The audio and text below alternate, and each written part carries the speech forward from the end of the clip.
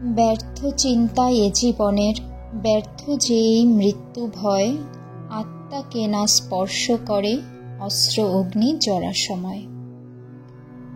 জন্মিলে মৃত্যু আসবেই, এটাই জীবনের চরম সত্য।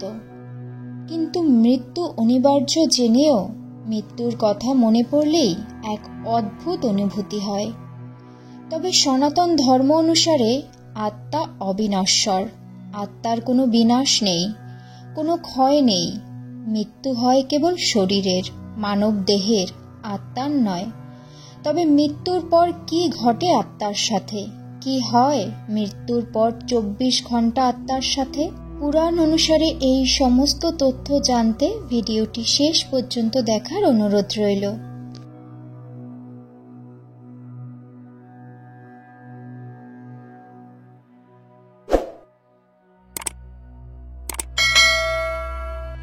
মৃত্যু হল জীবনের এক পরম সত্য। প্রেম, অর্থ, শ্রদ্ধা, খ্যাতি, মানুষের জীবনে আর কিছু আসুক বা না আসুক, মৃত্যু আসবেই। যে জন্মেছে তার মৃত্যু অনিবার্য। প্রতিটি জীবিত প্রাণীকে এক সময় না এক সময় এই পৃথিবী ছেড়ে চলে যেতেই হবে। তবে মৃত্যুতে শুধু এই দেহের বিনাশ হয়, আত্মা অবিনাশী, আত্মা অবিনশ্বর। শ্রীমদ্ ভগবদ্ গীতাতে ভগবান শ্রীকৃষ্ণ অর্জুনকে বলেছিলেন, মৃত্যু কেবল দেহের হয়, আত্মার নয়। মানুষ যেমন পুরাতন বস্ত্র ত্যাগ করে, আত্মাও তেমন পুরাতন জরাজীর্ণ দেহ ত্যাগ করে। এখন তাহলে প্রশ্ন হলো, আত্মা যদি অবিনশ্বর হয়, তবে দেহের মৃত্যুর পর আত্মার সাথে কি হয়, কোথায় যায়? এই বিষয়ে বিস্তারিত বর্ণনা করা আছে সনাতন ধর্মের অন্যতম ধর্মগ্রন্থ গরুড় পুরাণে। শ্রী বিষ্ণু বাহন গরুড় পাখি। শ্রী বিষ্ণুর সাথে বাহন গরুড়ের কথোপকথনই গরুড় পুরাণ। গরুড় পুরাণ অনুসারে একদা শ্রী বিষ্ণুকে গরুড় পাখি জিজ্ঞেস করেছিলেন, হে নারায়ণ, দেহ অন্তের পরে কি হয় আত্মার সাথে? দেহ অন্তের কতদিন পর যমলোকে পৌঁছায় বিদেহী আত্মা? তখন ভগবান জনার্দন বললেন, দেহ অন্তের পর বিদেহী আত্মার যমলোকে পৌঁছাতে 1 বছর সময় লাগে। গরুড় পুরাণ অনুসারে মৃত্যুর সময় ব্যক্তির সমস্ত দেহ ধীরে ধীরে অসর হতে থাকে। এরপর ব্যক্তি তার সমস্ত জীবনকে চোখের সামনে ছবির মতন দেখতে থাকে। এরপর আত্মা দেহত্যাগ করলে যমদূতেরা আসেন এবং তাকে তাদের সাথে নিয়ে যায়। সেখানে চিত্রগুপ্ত থাকেন, যিনি প্রতিটি জীবের পাপ পুণ্যের হিসাব রাখেন। তখন সেই বিদেহী আত্মার পাপ পুণ্য তাকে জানানো হয়। এরপর আবার যমদূতেরা তাকে এই পৃথিবী লোকে ফিরিয়ে দিয়ে যায়। তখন আত্মা বারবার তার ছেড়ে যাওয়া দেহে প্রবেশ করতে চায়। তার আপনজন, প্রিয়জন সবার নাম ধরে ডাকতে থাকেন, কথা বলতে থাকেন, চিৎকার করতে থাকেন। আত্মা তখন অস্থির হয়ে যায়, অত্যন্ত কষ্ট পায়, কারণ কেউ তার কোনো কথা শুনতে পায় না। দেহ ত্যাগ করার পরে 24 ঘন্টা বিদেহী আত্মার সাথে এমনটাই ঘটে। এরপরে আত্মা তার বাড়িতেই থাকেন, তার প্রিয়জন, আপনজনদের সাথে। এই সময় আত্মা অভৌতিক রূপে থাকেন, তাই সেই আত্মার কথা বা তার ডাক কেউ শুনতে পায় না। কারণ আমরা জীবিত অবস্থায় কেবল ভৌতিক জিনিস, মানে যার আকার আছে, সেটাই দেখতে পাই। এরপর সনাতন ধর্ম অনুসারে প্রথম 10 দিনে 10 পিণ্ড দিতে হয় বিদেহী আত্মার শান্তি কামনায়। গরুড় পুরাণ মতে এই 10 দিনে 10 পিণ্ডে আত্মার এক একটি করে অঙ্গ তৈরি হয়। 10ম দিনে আত্মা সূক্ষ্ম দেহ ধারণ করেন এবং 11 এবং 12 দিনে আত্মা যমলোকে যাওয়ার জন্য পুরোপুরি প্রস্তুত হয়। 13তম দিনে শ্রাদ্ধ শান্তি করা হয়।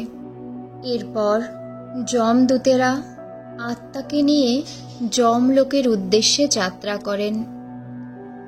গরুড় পুরাণ মতে এই যাত্রা করে যমলোকে পৌঁছাতে আত্মার 1 বছর সময় লাগে।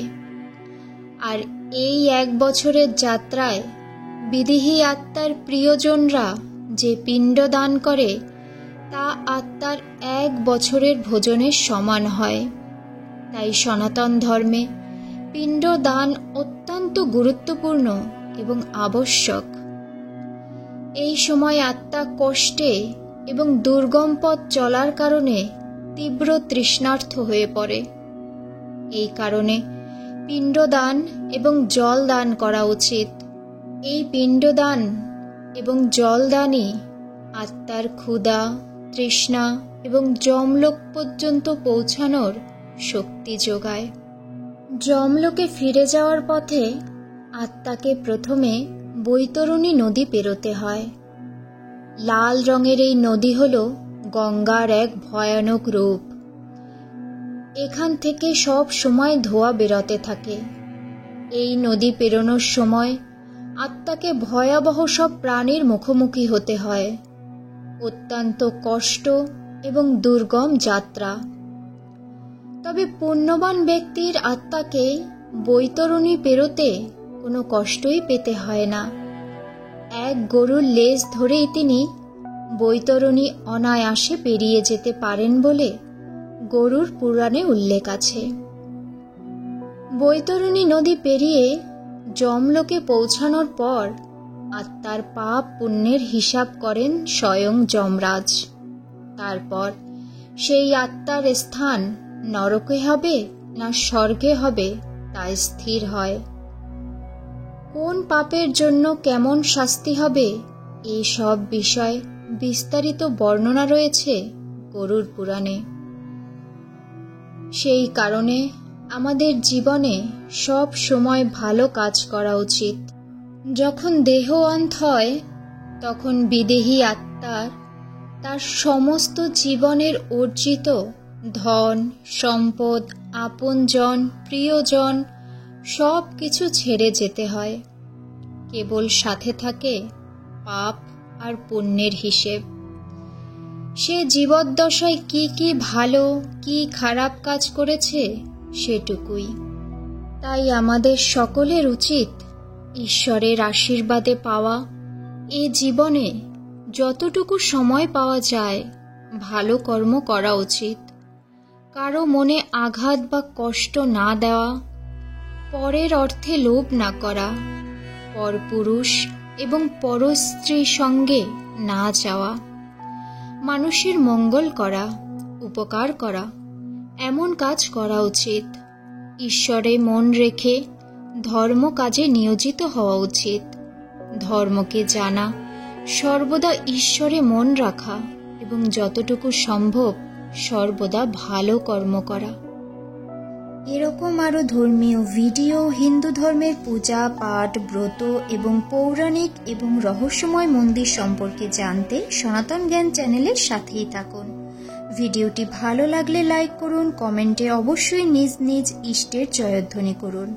ভিডিওটি বেশি করে শেয়ার করুন যাতে সনাতন ধর্ম সম্পর্কে সবাই জানতে পারে। আর চ্যানেলটি অবশ্যই সাবস্ক্রাইব করতে ভুলবেন না। ঈশ্বর সবার মঙ্গল করুন।